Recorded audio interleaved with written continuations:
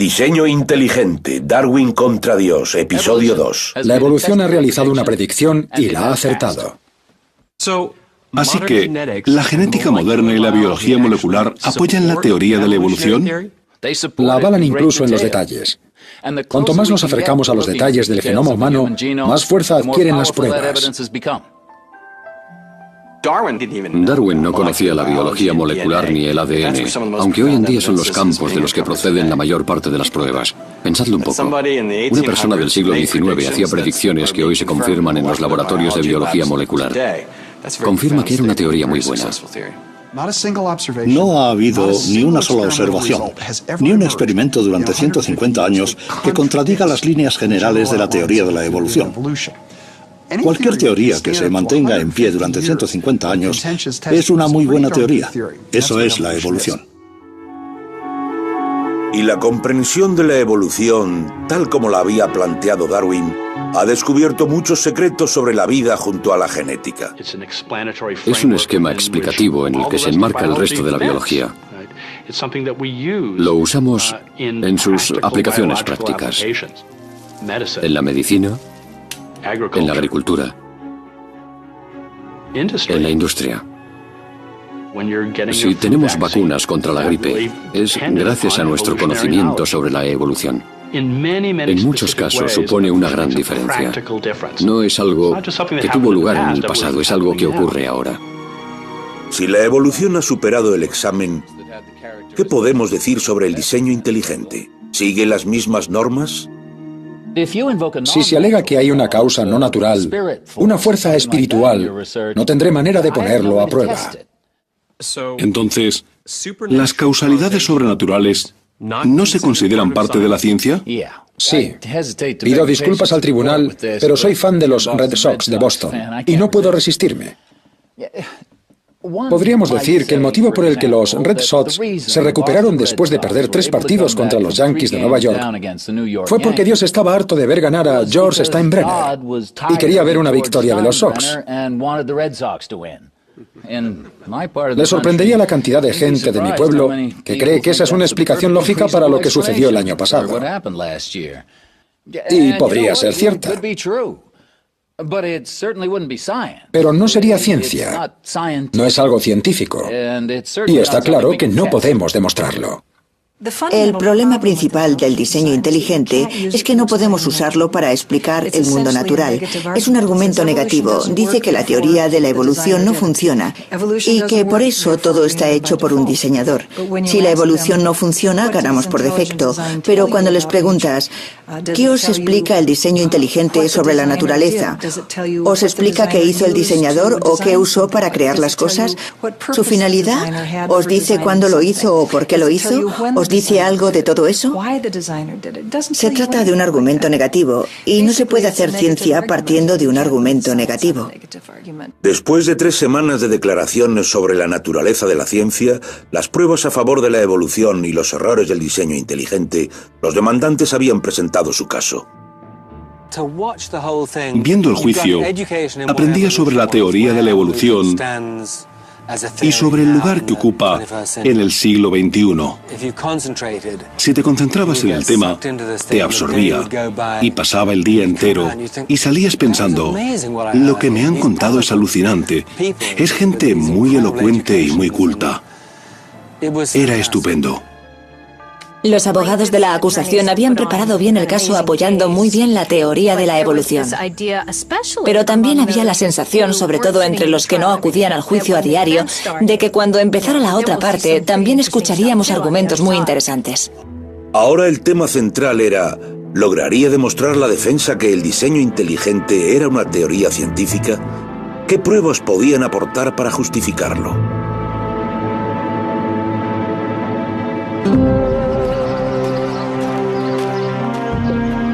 Mientras la batalla en el Tribunal Federal se intensificaba, el ambiente en Dover había pasado de ser hostil a ser peligroso. Tammy Kitzmiller, la principal demandante que tenía una hija en la clase de biología de bachillerato del Instituto de Dover, había empezado a recibir correos con amenazas al iniciarse el juicio. Una es bastante inquietante. Creo que esta era la que tenía un párrafo.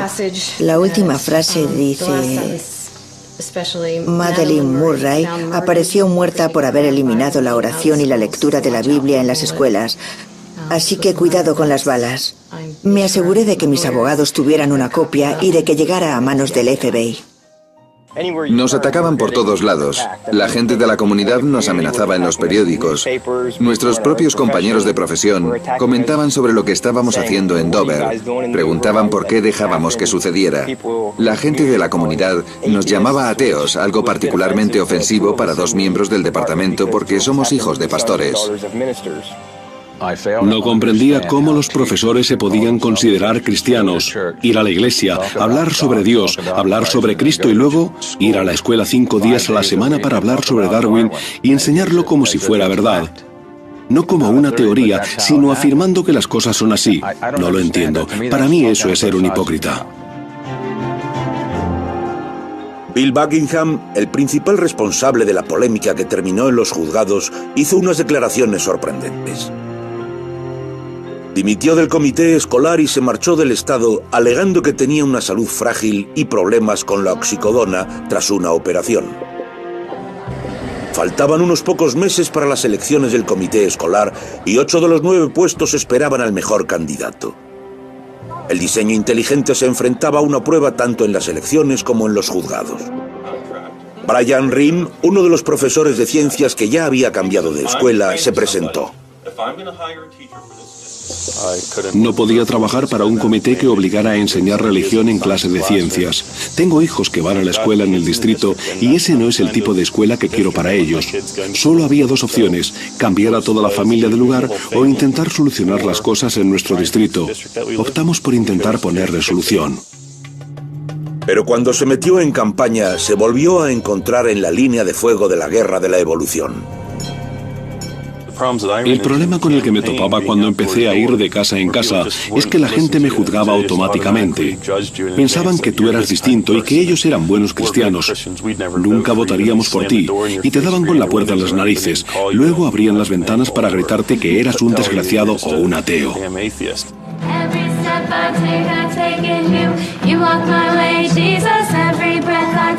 Para los Rheem era muy doloroso. Los dos participan activamente en su iglesia y dirigen un curso de verano sobre la Biblia.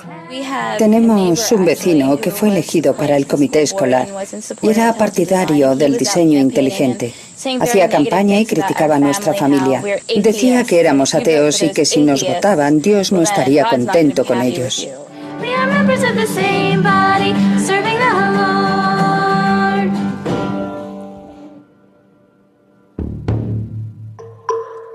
Para preparar el caso, la defensa había reunido a 8 expertos para que declararan, entre los que había varios miembros destacados del Discovery Institute, la organización de Seattle que aboga por el diseño inteligente. Pero de esas 8 personas, 5 no se presentaron a declarar. Los testimonios empezaron a fallar. Aún no sabemos qué sucedió, pero había algún tipo de desacuerdo entre el Discovery Institute y el despacho de abogados Thomas More sobre cómo había que llevar el caso.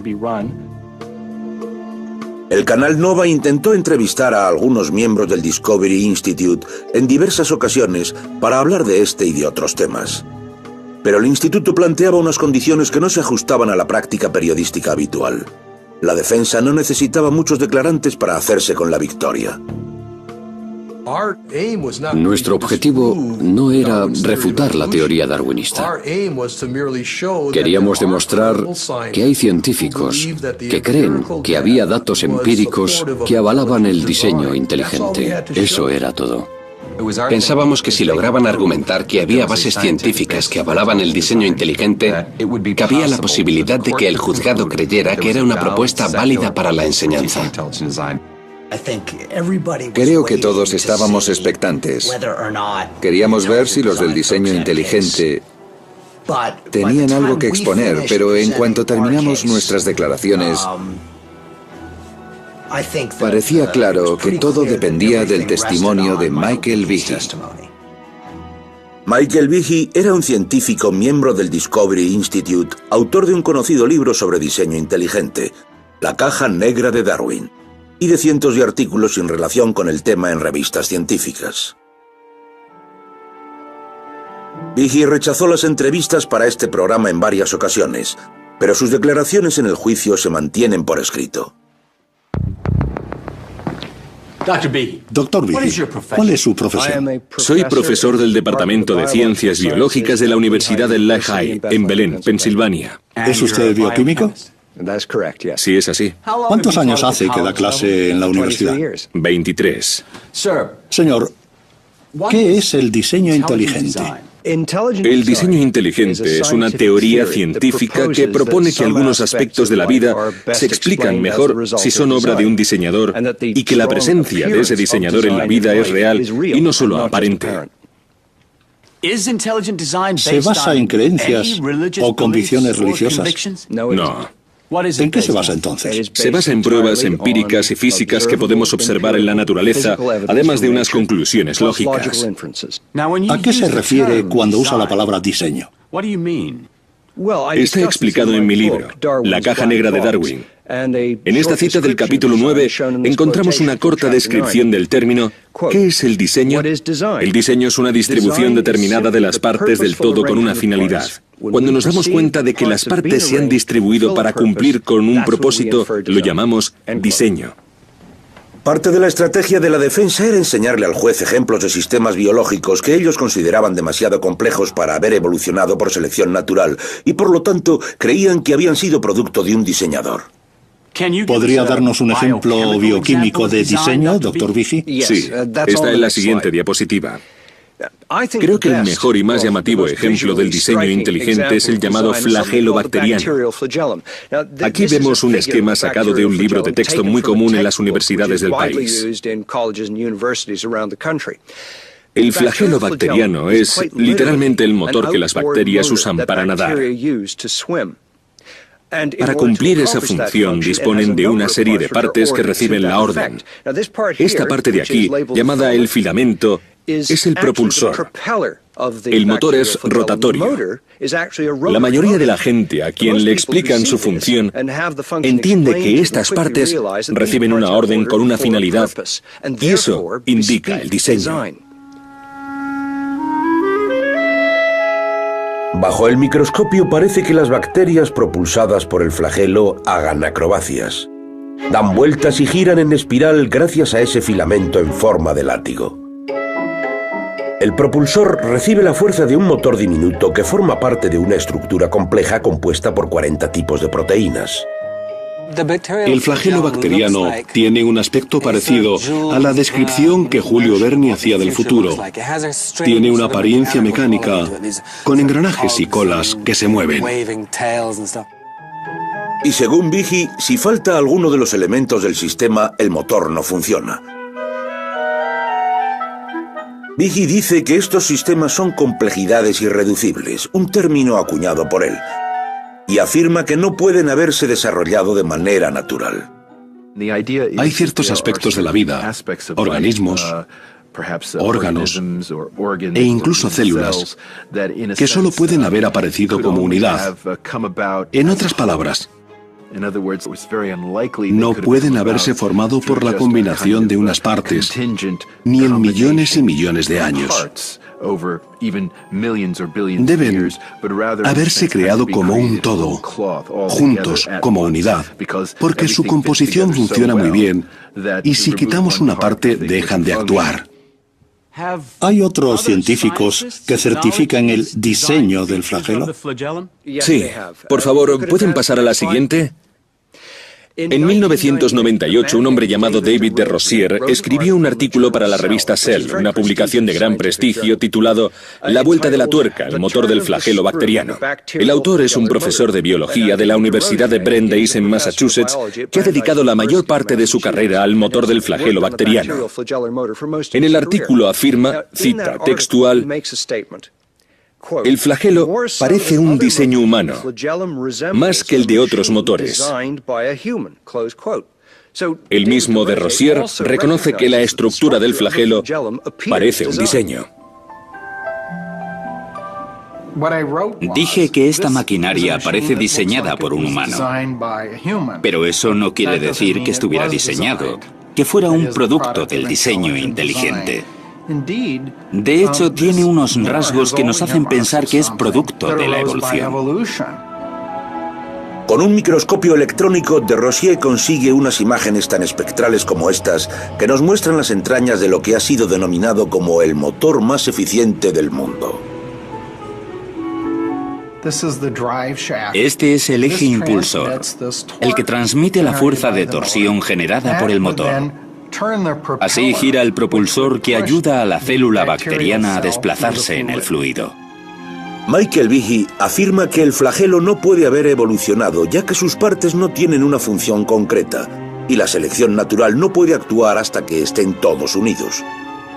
Pero las pruebas que refutan la complejidad irreducible provienen de una pequeña jeringuilla que inyecta veneno y que se encuentra en las bacterias más desagradables.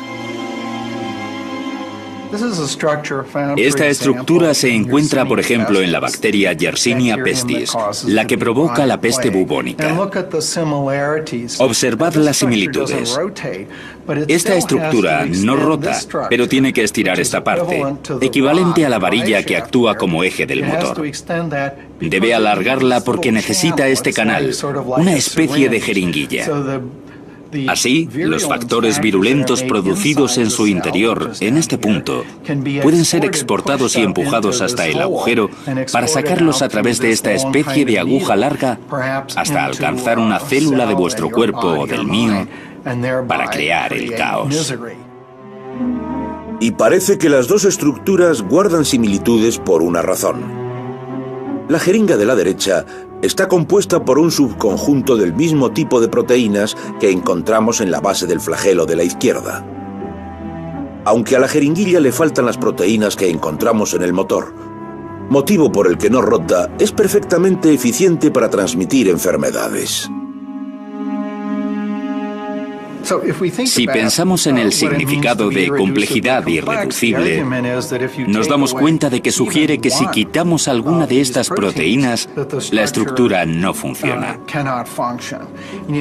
Aquí vemos a una a la que le faltan varias de las proteínas que vemos en la otra, pero sigue funcionando. Es un orgánulo competente, absolutamente viable.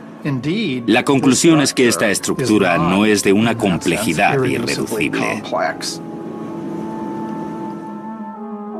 Para recalcar el argumento de Rosier, Miller llegó al juzgado e hizo una declaración insólita. Para ejemplificar el significado de complejidad irreducible, los defensores del diseño inteligente suelen referirse a un elemento de la vida cotidiana, la ratonera. Esta tiene 5 partes: la base, el fiador, el muelle, el martillo que hace el trabajo sucio y el portacebo. Si falta alguna de las partes, la ratonera no funciona. Pero recordemos la noción básica de la complejidad irreducible, que la estructura no sirve para nada si las partes no están en su lugar. Eso no es cierto. Os pondré un ejemplo. Aquí tenemos una ratonera a la que le hemos quitado 2 de las 5 partes. Sigo teniendo la base, el muelle y el martillo. No podemos cazar ratones con ella. No es una ratonera útil. Pero parece que, aunque le faltan partes, sirve como aguja de corbata, aunque sea poco adecuada y elegante. Cuando observamos los típicos ejemplos de la complejidad irreducible, como el flagelo bacteriano, que sería el ejemplo perfecto, nos topamos con el equivalente molecular de mi aguja de corbata. Vemos que faltan partes de la maquinaria, 2, 3, 4, 20, pero siguen cumpliendo con un cometido que puede ser determinado por la evolución. Ahí es donde falla el argumento.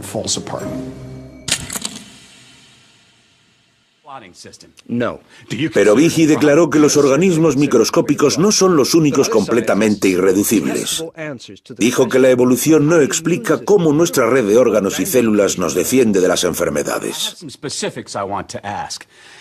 La teoría de la evolución, y en concreto la selección natural, ha explicado la existencia de aparatos de defensa como el sistema inmune. No. Y eso es un problema. Por supuesto.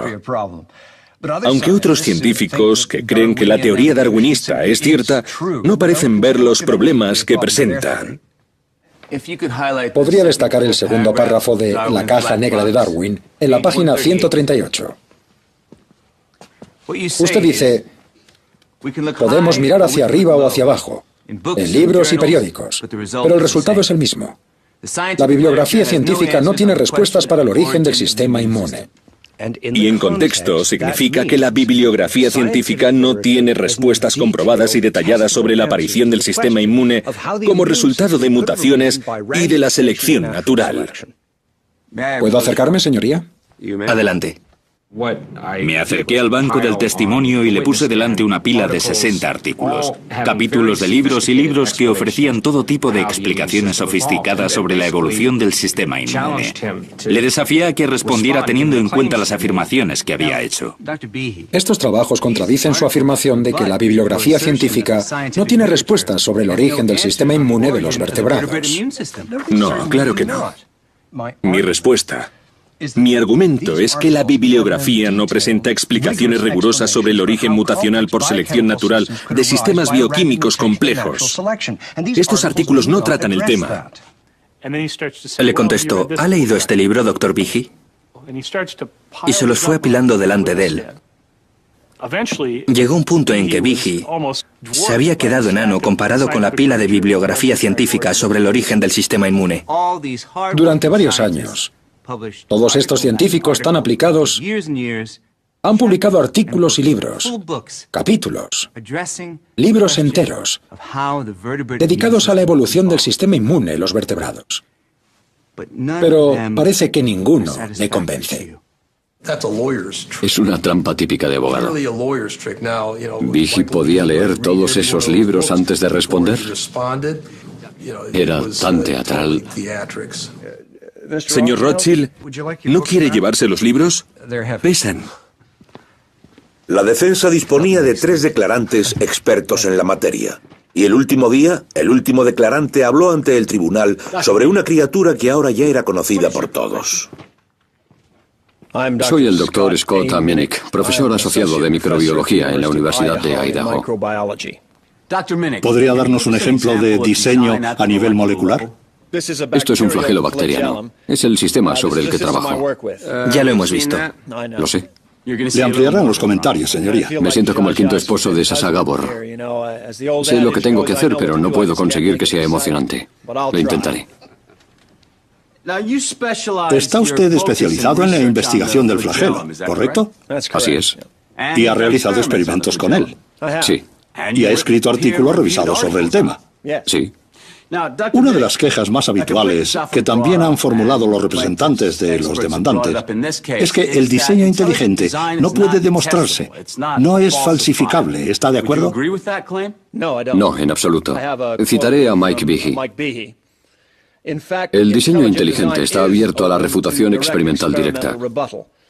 Para falsificar estas afirmaciones, los científicos pueden meterse en el laboratorio, colocar las bacterias sin flagelo bajo presión selectiva para comprobar la movilidad, por ejemplo, y dejar pasar 10.000 generaciones.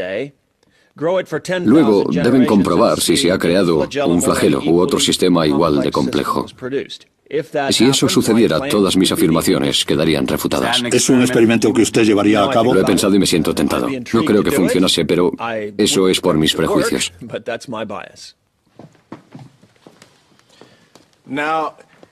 Así que afirma que el diseño inteligente puede probarse. Eso es. El diseño inteligente, según usted, no se ha comprobado porque ni usted ni el señor Behe han llevado a cabo el experimento que sugieren podría confirmarlo. Dele la vuelta y mírelo desde la perspectiva de los rasgos evolutivos. ¿Se han comprobado? ¿Entiende lo que le digo, Steve? Quiero decir que es un problema presente en los dos bandos. Mientras los bandos seguían la batalla en los juzgados, el choque entre el diseño inteligente y la evolución causaba estragos en Dover.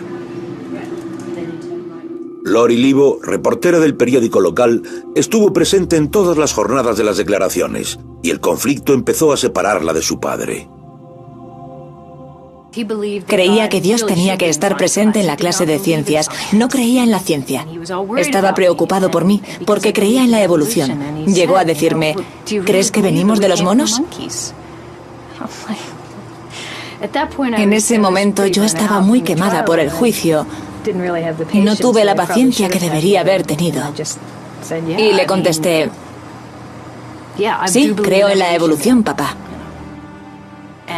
Nos peleábamos todas las mañanas. Si crees en el cielo y el infierno y en que debes salvarte, no te importa nada más. Ni la primera enmienda, ni la ciencia, ni el debate racional. Todo lo que te interesa es que te volverás a reunir con tus seres queridos. Enseñar el concepto tradicional de la evolución darwiniana, de que el hombre desciende de formas de vida inferiores, es recibir una bofetada para mí. Quita toda la dignidad de la vida humana. Lo que le da la dignidad al hombre es saber que estamos hechos a imagen y semejanza de Dios. Él es el creador y creó el mundo con unas intenciones, valiéndose del diseño. Me preocupa que el sistema educativo adoctrine a nuestros chicos para que tengan un concepto distinto sobre la humanidad. Nunca he escondido que soy católico romano. Una larga tradición de estudios de la Iglesia Católica afirma que la verdad es única y que la ciencia y la religión deberían vivir en armonía. Pero eso no convierte la fe en una propuesta científica. Creo, como muchos creyentes, que tanto la fe como la razón son regalos de Dios y que si Dios existe, la fe y la razón deberían complementarse en lugar de mantener un conflicto.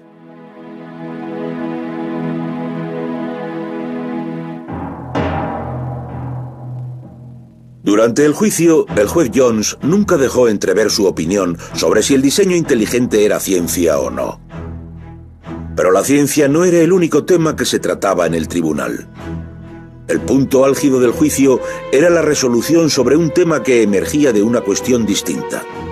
¿El comité escolar tenía motivos religiosos para introducir el diseño inteligente en las clases?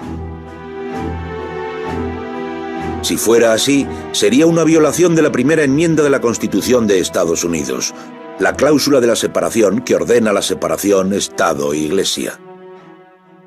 Para imponernos, debíamos demostrar que el comité había intentado promocionar la religión o que su política tenía como finalidad la promoción de la religión. Tenía que ser el objetivo o la consecuencia, una de las dos. La cláusula de la separación dice que el Congreso no puede aprobar leyes que promuevan una religión concreta. Y eso se aplica a todas las acciones del Estado. En este caso, las acciones de un comité escolar. Pero, ¿qué pruebas había de que la religión era la motivación del comité escolar? Unos meses antes del juicio, cuando Berta Spar había abierto las cajas del donante anónimo que contenía las copias de Sobre los pandas y las personas, encontró una pista. La administración me pidió que abriera las cajas, contara los libros, los sellara y numerara. En el fondo de una caja encontré un catálogo. Lo abrí para ver qué decía sobre el libro y en la parte superior vi que estaba clasificado como creacionismo. Sería una buena prueba para nosotros si las cosas se empeoraban. Esta información fue traspasada al Centro Nacional de Educación Científica. Este organismo ayudaba a los abogados que trabajaban para mantener el diseño inteligente lejos de las aulas del Instituto de Dover. Nick Muskie decidió investigar el libro Sobre los pandas y las personas porque sabía que sería importante para el caso. Cuando se presentó el caso al juzgado y el libro de los pandas pasó a ser parte de la política, quedó claro que el texto sería representativo del diseño inteligente. La historia del libro fue ganando importancia, los argumentos que esgrimía fueron centrales. Nosotros nos preparamos para diseccionar sus ideas y prepararlas para el caso. Muskie examinó minuciosamente el texto y pasó muchas horas indagando en Internet cualquier detalle relacionado con su historia. Un día, mientras revolvía los archivos del centro, se topó con un periódico de un estudiante creacionista de 1981. En la parte inferior de la portada vio un artículo con un título que decía «Proyectado libro imparcial sobre biología». En ese artículo se decía que un hombre llamado Charles Thaxton, actualmente uno de los miembros del Discovery Institute, trabajaba en un libro que presentaría las teorías de la evolución y de la creación. El editor académico era Charles Thaxton, editor del libro de los pandas. El artículo se refería claramente al libro en cuestión. Lo más interesante es que afirmaba que el libro era sobre la teoría de la evolución y la de la creación, en lugar de hablar del diseño inteligente. Si podían demostrar que el libro de los pandas se había presentado como un libro creacionista, podrían argumentar que el diseño inteligente era otro envase para el mismo producto, es decir, inherentemente religioso. Muskie le envió esta información por correo electrónico a Rothschild, quien envió una citación legal al editor del libro, a quien le solicitó todos los borradores. En pocos meses recibieron 2 cajas llenas de material. Los abogados se los enviaron a Barbara Forrest, una escritora y profesora de filosofía que lleva años estudiando el diseño inteligente. Participaría en el juicio como testigo. Dios mío. Esas 2 cajas contenían unos 7.000 folios. Y tuve que sentarme ante todos esos documentos e irlos hojeando. Eso es lo que hice día y noche. Su gran esfuerzo fue recompensado.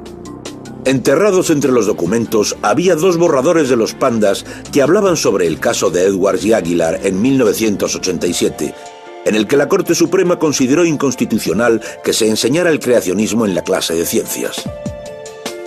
Uno de los borradores se escribió antes del caso y el otro fue revisado posteriormente. En el borrador de 1987, el anterior al caso, la definición de creación es la siguiente.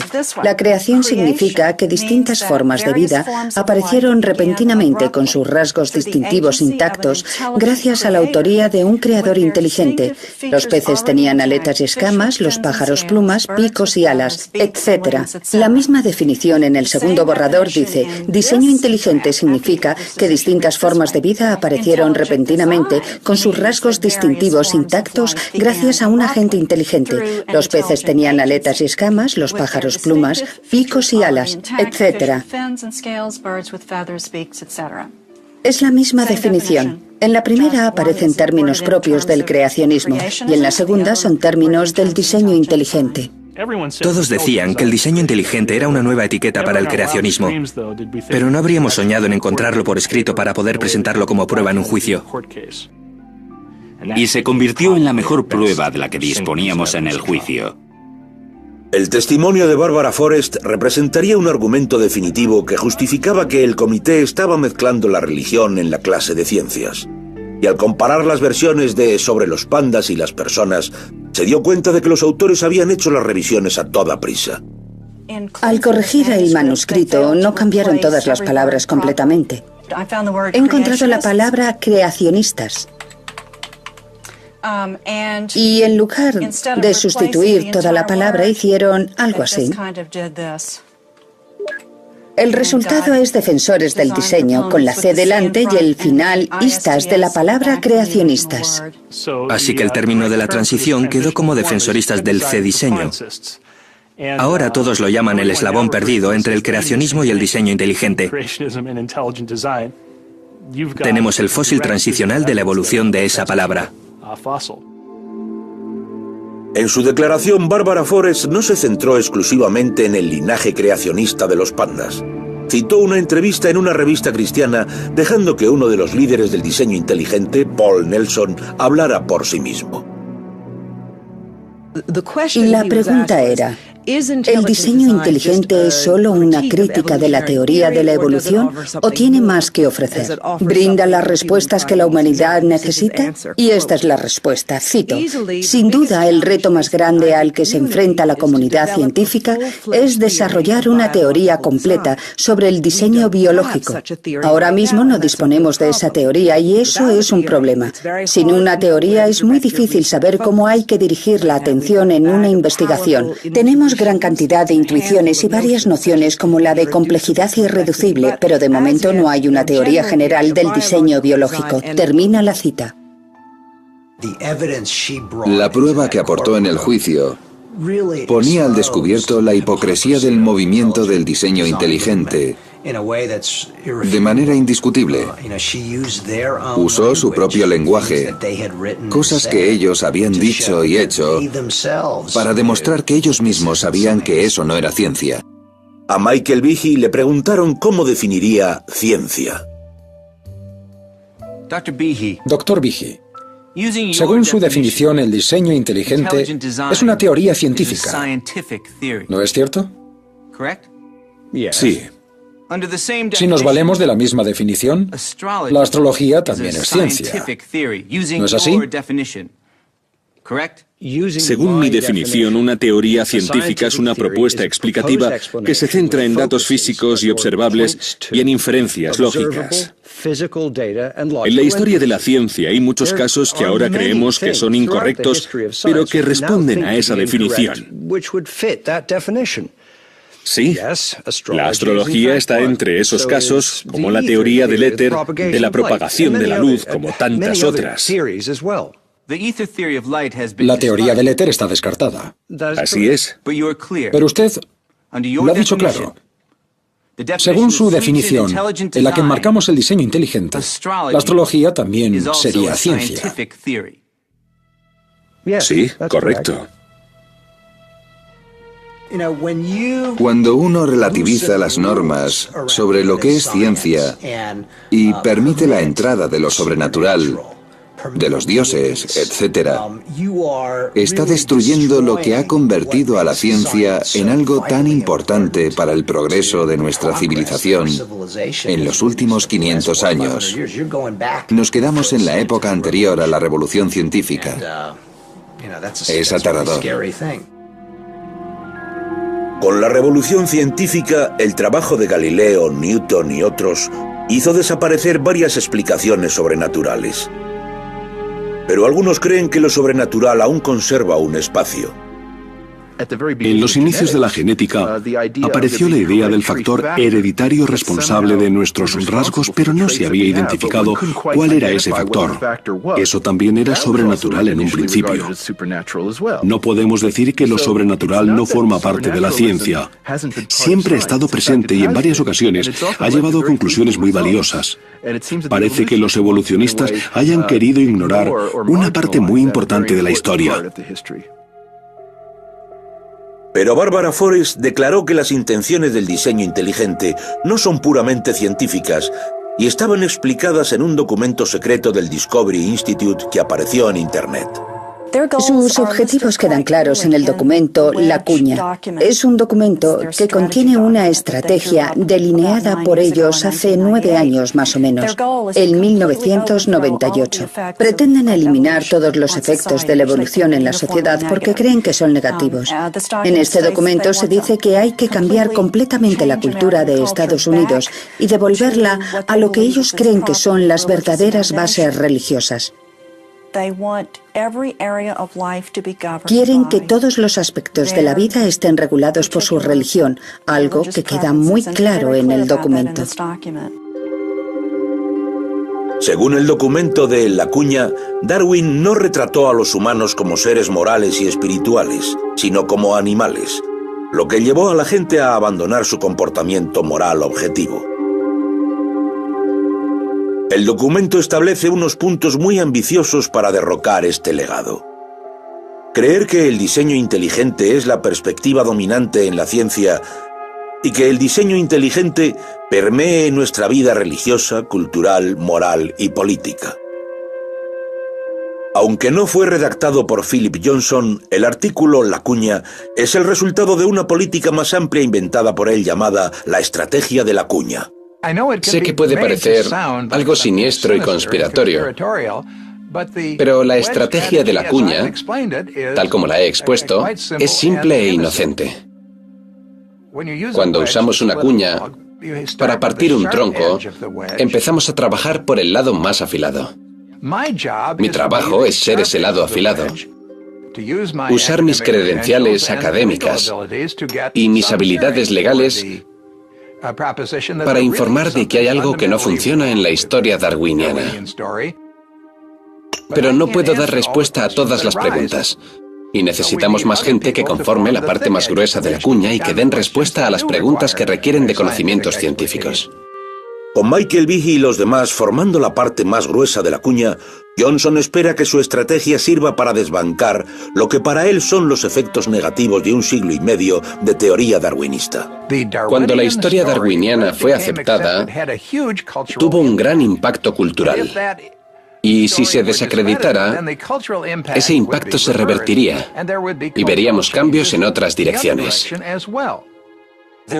Había algo escandaloso en toda esa información que se había reunido y que había sido confirmada por otras disciplinas, sobre todo por la genética.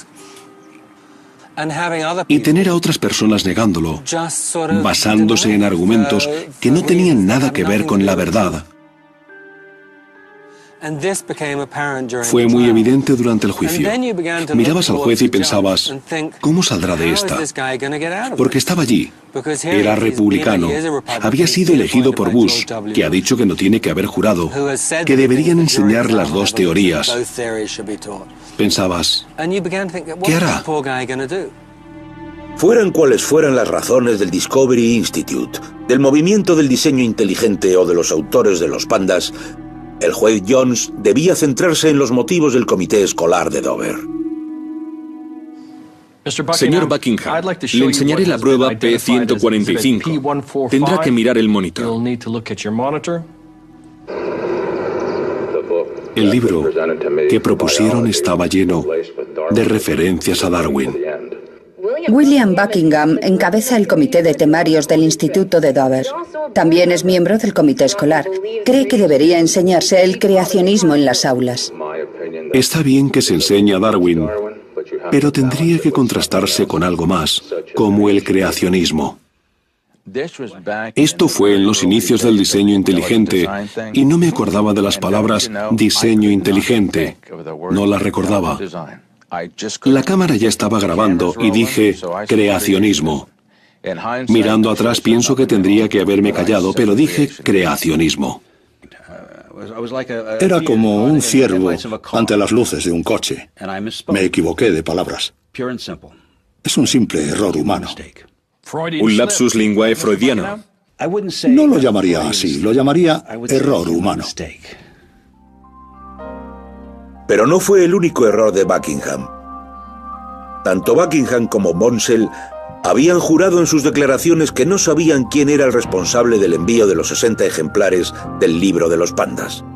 Pero en cuanto Buckingham subió al estrado, salió a la luz una nueva historia. Me puse ante la iglesia un domingo por la mañana. Teníamos que conseguir, creo que eran 826 euros para comprar los libros y dije, no os pido ni un céntimo, no os digo que me deis nada. En nuestra iglesia creemos en el poder de la oración y les pedí, recemos para que llegue ese dinero. La plegaria de Bill fue escuchada y el dinero le llegó en forma de donación de los miembros de la iglesia. Así que deposité el dinero en mi cuenta, en la que compartimos mi mujer y yo, y preparé un cheque para la persona que tenía que comprar los libros. En ese momento, tenía entendido que algún comerciante de la comunidad cogería el dinero y los compraría para donarlos a la escuela. Yo no sabía quién era. Pero durante el juicio, Buckingham admitió que le había dado el cheque a Alan Bonsell y que el desconocido que había comprado los libros era el padre de Alan. Esta declaración contradecía las declaraciones juradas que tanto Alan como Bill habían hecho anteriormente. Mentir bajo juramento es un delito grave. Se ha llegado a procesar a un presidente por ello. Y mucha gente acaba en la cárcel por ello.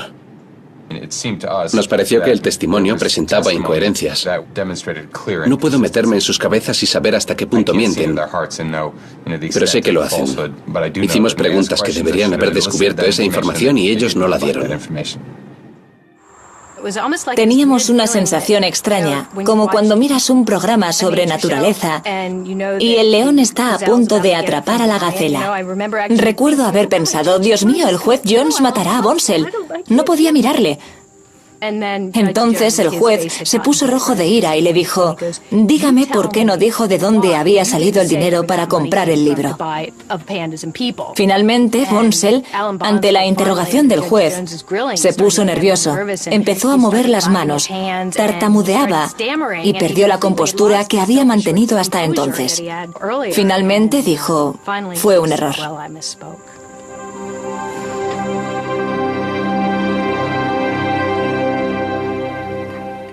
Nunca hubiera imaginado que acabaría en el Tribunal Federal cuando estaba en el comité escolar, o que tendría problemas con el distrito escolar por algo así.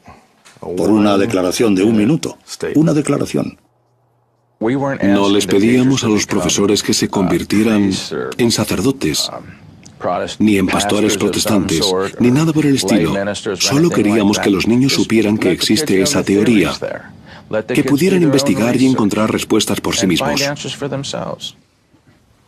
El juicio concluía con los últimos alegatos tras 6 semanas. Estos argumentos estaban tan divididos como el propio pueblo de Dover. ¿Qué debo tolerar? ¿Una mínima usurpación de mis derechos, según la primera enmienda? No lo haré. Creo que lo que estas personas han hecho queda claro y me parece insultante. Es la declaración de un ciudadano de Dover, Fred Callahan, que se enfrenta a la cuña que ha presionado a su comunidad en el instituto de sus hijas, a través de un comité escolar antievolutivo, favorable al diseño inteligente. Este juicio ha demostrado que el diseño inteligente es inconstitucional, porque se trata de una propuesta inherentemente religiosa, una forma moderna del creacionismo. No es solo el producto de personas religiosas. No solo tiene implicaciones religiosas, es, en esencia, religión. El juego de las mentiras debe terminar.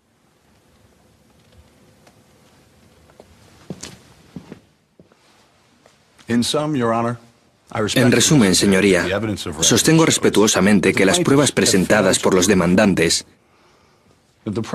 no demuestran que el objetivo principal o la consecuencia principal de leer una declaración de 4 párrafos para informar a los estudiantes sobre el diseño inteligente como explicación alternativa a la propuesta de Darwin sobre el origen de la vida,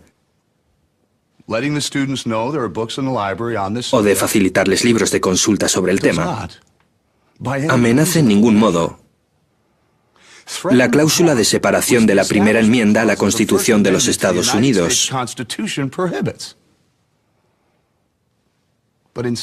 Bien al contrario, las pruebas confirman que la política de la defensa tiene como objetivo avanzar en la teoría científica, informando a los estudiantes sobre una nueva teoría que les abriría nuevas y fascinantes perspectivas hacia un nuevo paradigma científico. El juez Jones dijo que pronto daría un veredicto.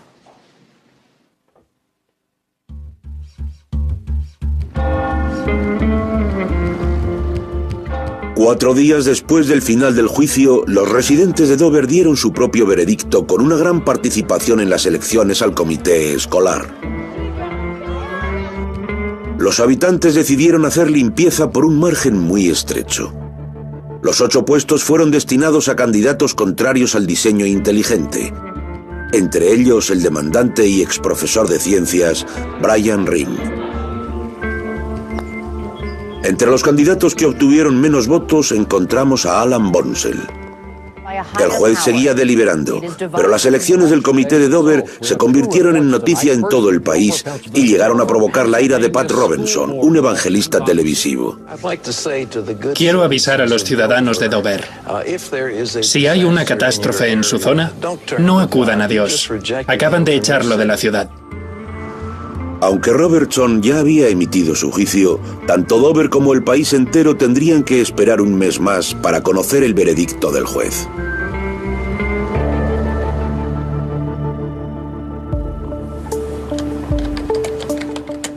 El 20 de diciembre de 2005, Jones dio su opinión por correo electrónico. Ese día fui a trabajar y sabíamos que la resolución se haría pública antes de mediodía. Estuve esperando la llamada. La decisión llegó a mi ordenador, creo que a las 10:37. El columnista que tenía detrás me oía leyendo desde el principio y me decía, lee el final, lee el final. La señora Berta Spar llamó a la puerta e interrumpió la clase. La decisión judicial, de 139 páginas, confirmaba que el diseño inteligente no era ciencia. El juez Jones declaró que era inconstitucional enseñar diseño inteligente en las aulas porque se introducía por motivos religiosos. Tanto los defensores del diseño inteligente como sus partidarios asumían una premisa falsa. Presuponer que la teoría de la evolución es contraria a las creencias sobre la existencia de un ser superior y de la religión en general. Puede que la teoría de Darwin sea imperfecta, pero el hecho de que ninguna otra teoría pueda dar explicaciones sobre todos sus puntos no implica que haya que impulsar una teoría alternativa basada en la religión en las clases de ciencias. Ni siquiera aceptar representaciones erróneas de propuestas científicas aceptadas. Los ciudadanos de Dover no recibían un buen servicio del comité escolar que votó por la política del diseño inteligente. Habló sobre la sorprendente estupidez de la decisión del comité escolar y declaró que varios de sus miembros habían mentido para protegerse y para esconder el objetivo real de la política del diseño inteligente. El peso de las pruebas indicaba que había sido un patrón pensado por el comité escolar para introducir el creacionismo en las clases de ciencias. El diseño inteligente era el vehículo que usaban para conseguirlo. Jones le recomendó al abogado que se planteara presentar cargos por falso testimonio contra Buckingham y Bonsell, por haber mentido bajo juramento, y afirmaba que en el juicio fue evidente que el diseño inteligente es una visión religiosa, una nueva denominación para el creacionismo y no una teoría científica. En la era en la que intentamos curar el cáncer, en la que intentamos prevenir las pandemias, en la que se intenta que la educación científica y matemática de los Estados Unidos esté a la última, introducir y enseñar mala ciencia a los estudiantes de bachillerato no tendría sentido. No es positivo para nadie, para ninguno de nosotros que nos beneficiamos a diario de los descubrimientos científicos. Quedó terminantemente prohibido enseñar el diseño inteligente dentro del temario de ciencias del distrito escolar. Además, la administración tuvo que pagar el total de honorarios legales a los demandantes, que superaba los 750.000 euros. Además, la elección del nuevo comité escolar contrario al diseño inteligente evitaría las apelaciones. Después del juicio, la revista Time nombró al juez Jones una de las 100 personas más influyentes del año. Pero no todo el mundo estaba contento con la decisión del juez. En una palabra, creo que es un imbécil. Supongo que debía estudiar para payaso en lugar de derecho, o que se quedaba dormido mientras le explicaban la Constitución, porque su decisión no concuerda con la ley. Creo que debería estar en un estrado, pero en el del circo. Es asqueroso. Me pone muy triste. Como comité trabajábamos para que el distrito escolar de Dover fuera el mejor. Era nuestro objetivo, por lo menos el mío. Siempre intentamos que fuera el mejor. Ante todo hay que reconocer que fue un juicio justo. Lo único que me preocupa es el alcance de su opinión, que creo fue más allá de lo que debía, y decidió sobre temas científicos. El Discovery Institute también estaba molesto. Poco después del veredicto, publicó un libro de 123 páginas para distanciarse del caso, criticando el veredicto, tildándolo de activismo judicial vengativo. La resolución fue más controvertida de lo que el juez Jones habría imaginado. Después del juicio recibió amenazas de muerte. Jones y su familia tuvieron que contar con la protección de escoltas las 24 horas del día. Nunca habría imaginado que recibiría amenazas por un caso sobre la cláusula de separación. Pero eso es lo que sucedió con el caso Dover.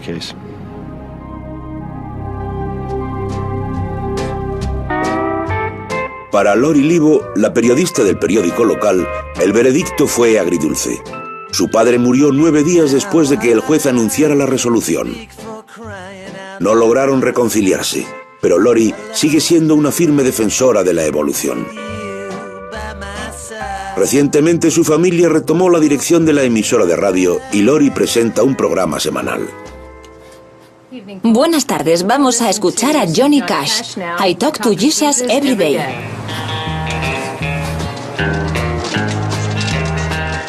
Al final, hay algo sobre lo que casi todos están de acuerdo. El tema no está cerrado. Hemos aprendido que los que se oponen a la teoría de la evolución son fuertes y tenaces, y siguen ahí. Hubo un momento en el que pensé que durante mi vida vería un gran avance en el tema, un cambio en la comunidad científica. Ahora tengo una actitud realista por el contraataque que hemos recibido. Y creo que será un proceso mucho más largo.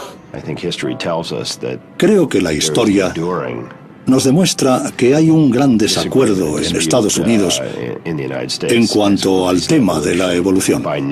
Mi decisión no le puso un punto y final y me temo que seguirá vigente durante varias generaciones.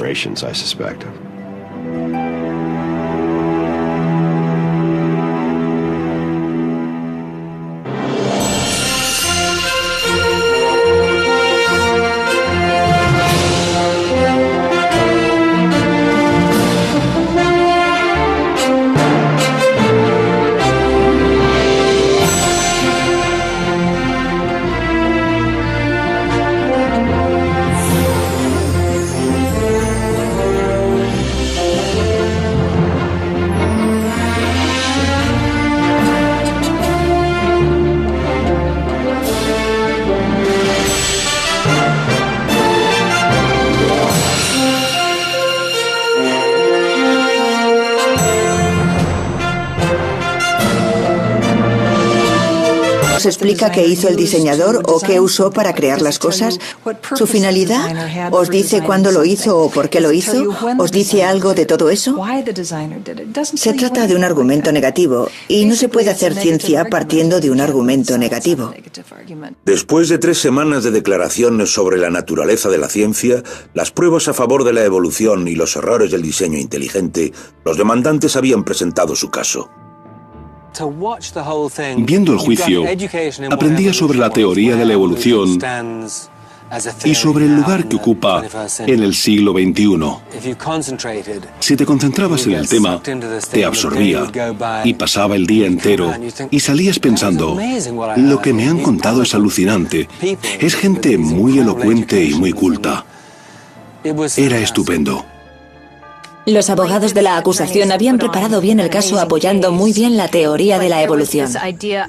Pero también había la sensación, sobre todo entre los que no acudían al juicio a diario, de que cuando empezara la otra parte también escucharíamos argumentos muy interesantes.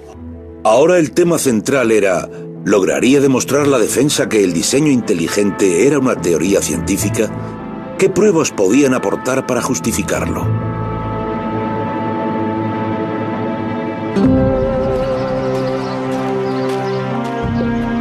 Mientras la batalla en el Tribunal Federal se intensificaba, el ambiente en Dover había pasado de ser hostil a ser peligroso. Tammy Kitzmiller, la principal demandante que tenía una hija en la clase de biología de bachillerato del Instituto de Dover, había empezado a recibir correos con amenazas al iniciarse el juicio. Una es bastante inquietante. Creo que esta era la que tenía un párrafo. La última frase dice: Madeleine Murray apareció muerta por haber eliminado en la línea de fuego de la guerra de la evolución. El problema con el que me topaba cuando empecé a ir de casa en casa es que la gente me juzgaba automáticamente. Pensaban que tú eras distinto y que ellos eran buenos cristianos. Nunca votaríamos por ti y te daban con la puerta en las narices. Luego abrían las ventanas para gritarte que eras un desgraciado o un ateo.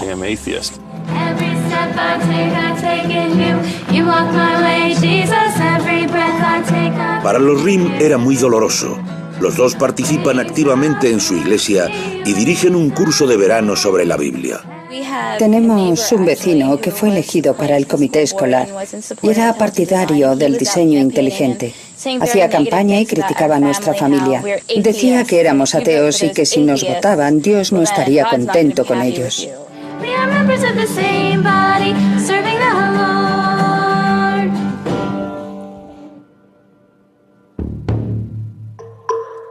Para preparar el caso, la defensa había reunido a 8 expertos para que declararan, entre los que había varios miembros destacados del Discovery Institute, la organización de Seattle que aboga por el diseño inteligente. Pero de esas 8 personas, 5 no se presentaron a declarar. Los testimonios empezaron a fallar. Aún no sabemos qué sucedió, pero había algún tipo de desacuerdo entre el Discovery Institute y el despacho de abogados Thomas More sobre cómo había que llevar el caso. El canal Nova intentó entrevistar a algunos miembros del Discovery Institute en diversas ocasiones para hablar de este y de otros temas.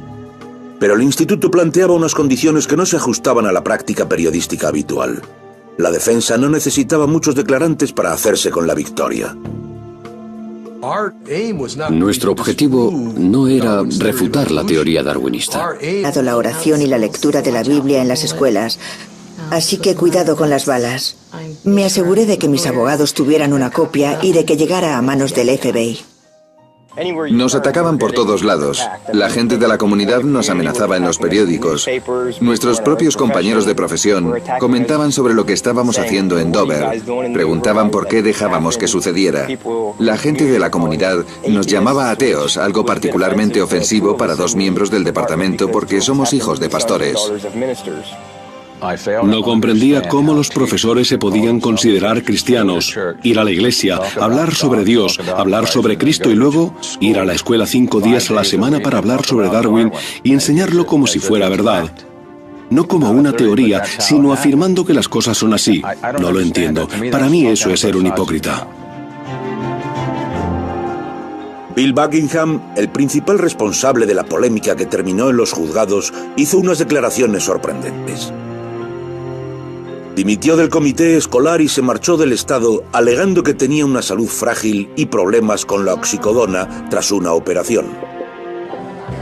Faltaban unos pocos meses para las elecciones del comité escolar y 8 de los 9 puestos esperaban al mejor candidato.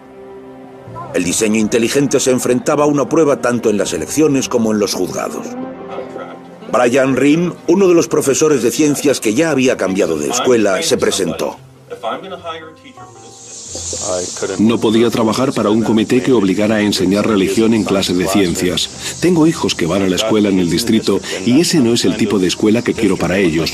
Solo había 2 opciones, cambiar a toda la familia del lugar o intentar solucionar las cosas en nuestro distrito. Optamos por intentar ponerle solución. Pero cuando se metió en campaña, se volvió a encontrar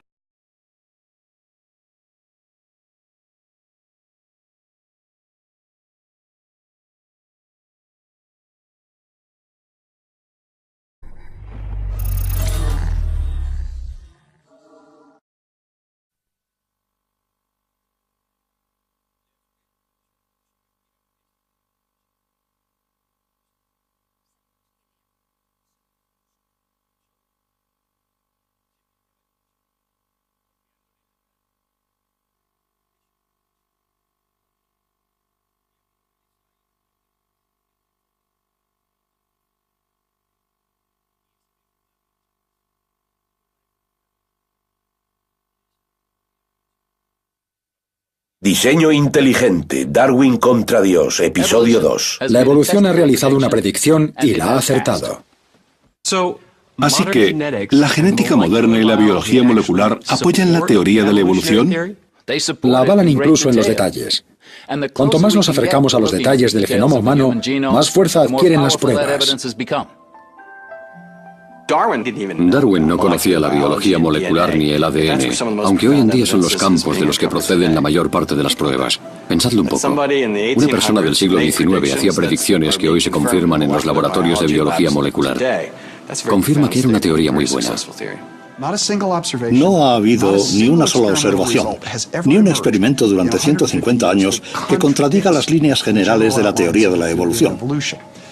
Cualquier teoría que se mantenga en pie durante 150 años es una muy buena teoría. Eso es la evolución. Y la comprensión de la evolución, tal como la había planteado Darwin, ha descubierto muchos secretos sobre la vida junto a la genética. Es un esquema explicativo en el que se enmarca el resto de la biología. Lo usamos en sus aplicaciones prácticas, en la medicina, en la agricultura, en la industria.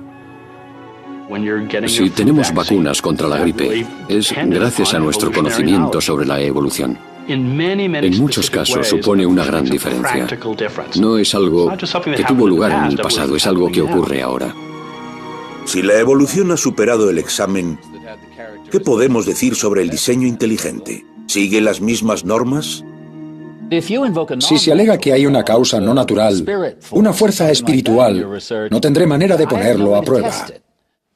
Entonces, ¿las causalidades sobrenaturales no se consideran parte de la ciencia? Sí. Pido disculpas al tribunal, pero soy fan de los Red Sox de Boston y no puedo resistirme.